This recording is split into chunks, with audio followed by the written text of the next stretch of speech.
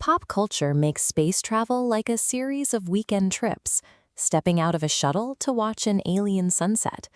But the actual environments waiting across our solar system are defined by forces that exist far outside the human comfort zone. Compared to its neighbors, Earth is a statistical outlier. It is the only place we know of that maintains consistent bodies of liquid water and an atmosphere that doesn't actively dissolve human tissue. Packing a bottle of water and a sense of adventure wouldn't be enough to survive elsewhere.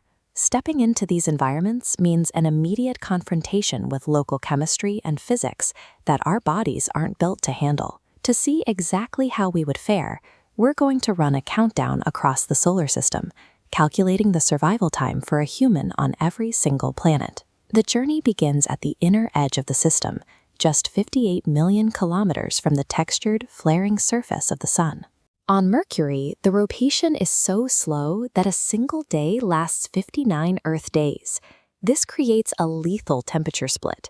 Land on the sun-drenched side, and you're hitting 430 degrees Celsius. In the shade, it drops to -180. Even in the narrow, cozy zone between those extremes, the atmosphere is a mix of oxygen, sodium, hydrogen, helium, and potassium.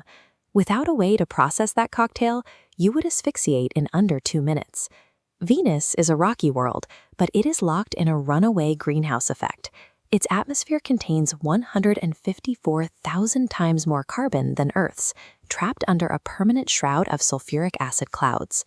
Those clouds keep the surface at a constant 475 degrees Celsius. Combined with the toxic air, a human would be destroyed in less than 1 second. Moving past Earth, we arrive at Mars. On paper, it seems familiar, with a day length just slightly over 24 hours. But the ground under your feet is a frozen desert. With an unbreathable atmosphere of carbon dioxide and argon, and temperatures averaging -62 degrees Celsius, survival here is measured in mere minutes. The rocky terrain of the inner solar system provides a place to stand, but the combination of solar proximity and chemical toxicity makes them a lethal environment almost instantly. Crossing into the outer solar system, the scale changes. We move from rocky surfaces to massive giants, where the ground disappears entirely. Falling into Jupiter means entering a turbulent mix of hydrogen and helium at 49 kilometers per second. There is no surface to land on. You would simply keep falling as the air becomes thicker and more violent. Descending just 692 kilometers, about the depth of the Great Red Spot, the pressure becomes higher than at the very bottom of Earth's Mariana Trench. Between that crushing weight and internal temperatures of -45 degrees, survival on Jupiter would be less than 1 second.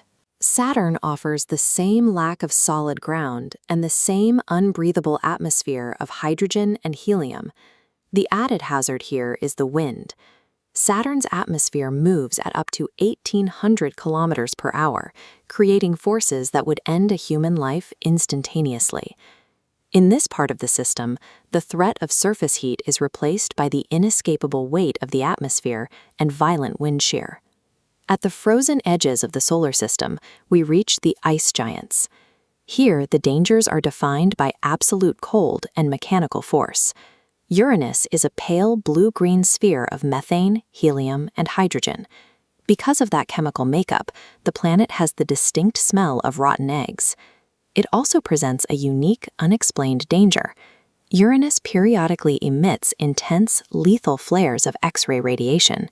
Further out still is Neptune, a dark, freezing world where the winds are supersonic.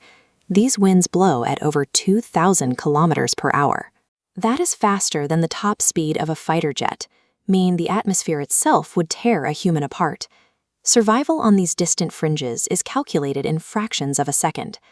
The furthest reaches of our system are defined by a total lack of light, absolute freezing temperatures, and atmospheric violence. Viewing these orbits as a single system, the individual threats map out a consistent pattern of hostility. From the toxic heat of the inner planets to the crushing weight and supersonic winds of the giants, almost every cubic kilometer is incompatible with life. There is a distant possibility that we could terraform Mars, engineering an atmosphere and liquid water to create a second habitable world. But until that technology exists, we have exactly one viable sanctuary.